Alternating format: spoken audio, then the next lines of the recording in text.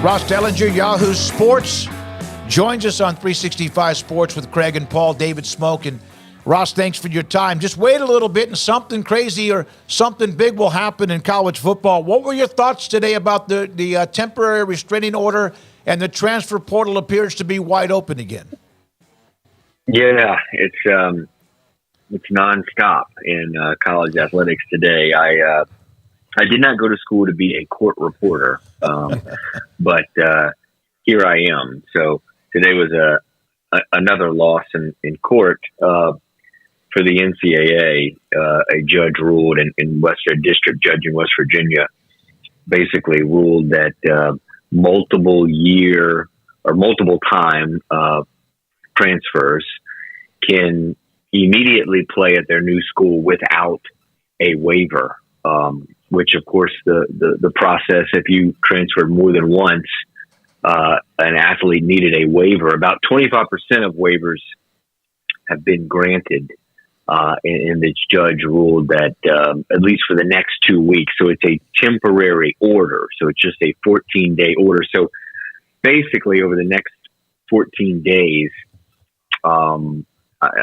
basketball players who have transferred a second or third time and have been denied a waiver to play, or their waiver hasn't been determined yet by the NCAA, they can play immediately over the next 2 weeks.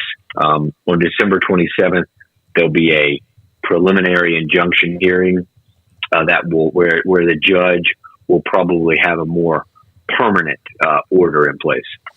And Ross, the way this has been going, this temporary, like you said, a permanent order, this rule change doesn't appear to be going back in the bottle, does it? No, very unlikely. If you talk to legal experts, they'll tell you that usually a temporary temporary order such as this, restraining order such as this is usually granted by a judge because that judge believes the plaintiff who brought the case will win the case.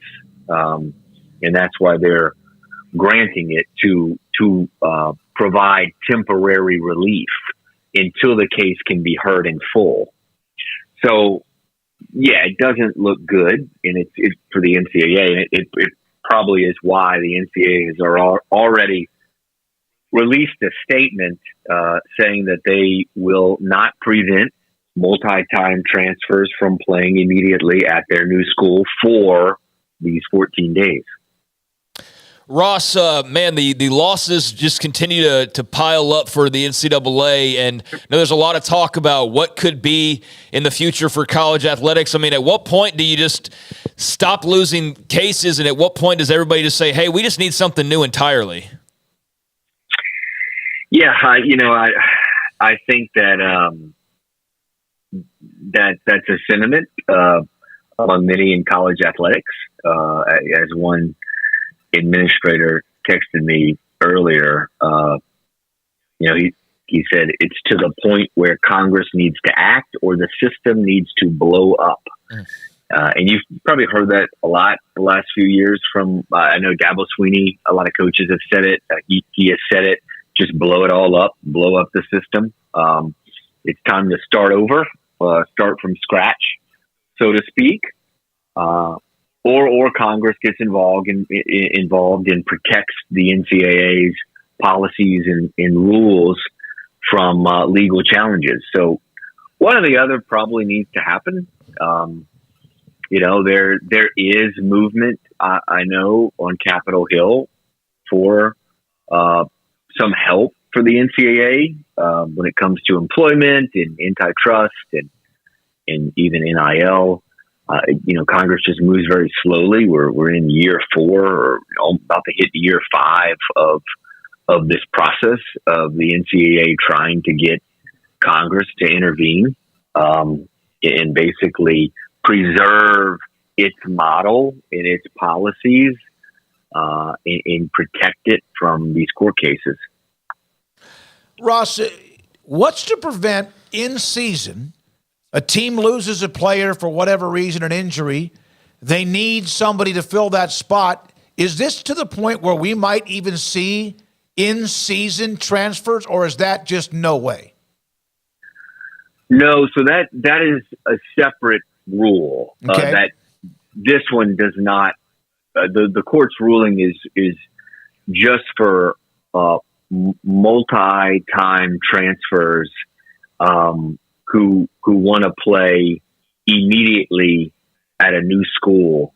It doesn't touch the separate rule that the NCAA has, which there is no there's a prohibition on in-season transferring.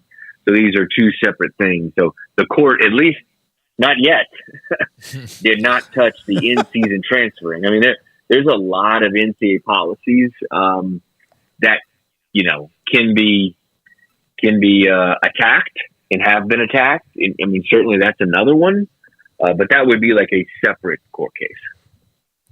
Ross, you mentioned Congress needs to act or they need to blow the whole thing up. It seems that last week's announcements of Charlie Baker's proposal and then some of the stuff we heard from the Senate was kind of an intersection of those two things of, look, if you want Congress to act, you're going to have to do something that makes it to where you're not going to continue to lose on these things. And Charlie Baker's proposal is the first one that even gets in the realm of that, but we would still be years away from that really being enacted, wouldn't we? Probably so. Yeah. You're referring to the Charlie Baker proposal about the new subdivision, and the bringing NIL in house, and then basically paying direct pay to college athletes through a trust fund. And there would be this new subdivision where conceivably the Power Five would operate. They'd be able to, create their own rules and pay players and bring NIL in house.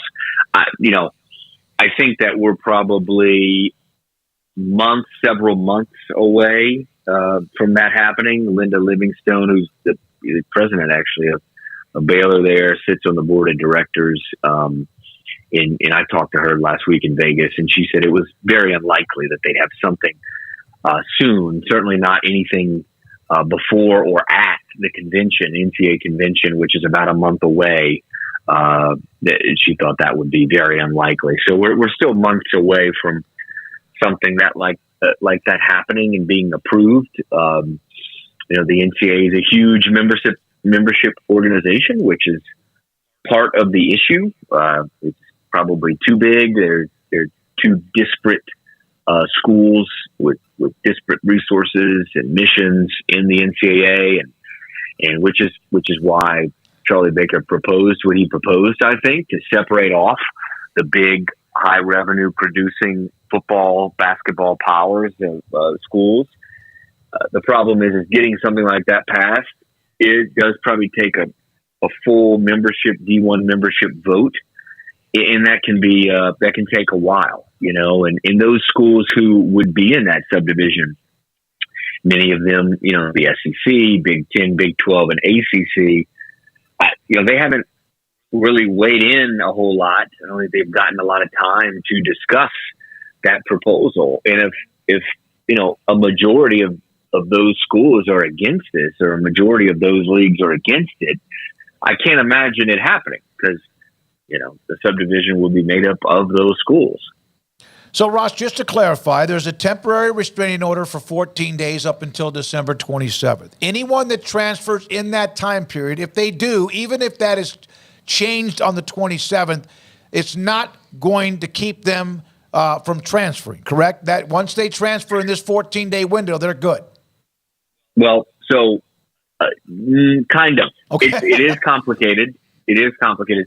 So I think the best way to explain it is athletes can compete in game. Multi-time transfer athletes who don't have a waiver can compete at their new school over the next 2 weeks. Okay. And that's really it, right? Beyond the 14-day mark, for right now, the same rules apply. So you actually could have, for instance, a football player entering the portal now, right? Can't immediately play without a waiver next season. Okay. Because the rule doesn't forecast for future seasons. It's just this period. So, but a basketball player on a team right now whose waiver has been denied or whose waiver has not been determined and who has transferred multiple times can play over the next 2 weeks. And if the ruling is reversed at a full, again, the full hearing, preliminary injunction hearing is December 27th, if for some reason the ruling is reversed, which is unlikely, that player then becomes back ineligible for the rest of the season. But he can play now for the next 2 weeks and be eligible, and the NCAA won't go back and retroactively penalize schools if the ruling is reversed. However, it is a low likelihood that the ruling would get reversed because it's the same judge who made this ruling. And usually the way it works is in order to get a restraining order like this, the judge will almost assume that the plaintiffs will win the future court case, the full case. So right now, I think everybody, it is very complicated. So, if you like a football, but my best example is the whole football thing, right? If you have a football player entering the portal now, it doesn't mean if he's a second time transfer, it doesn't mean he doesn't need a waiver for next year. He still does for now. It's just this 14-day period where players can play on an active roster. So you said you didn't want to have to deal with too many legal things, knowing that that's part of it. Is there any time you ever actually discuss who's the best football team anymore? Sometimes, I guess it's hard to know. Honestly, I lose track of with the transfer portal and just the fact that I do so much off the field with sports business related stuff. I lose track of who's on what team these days.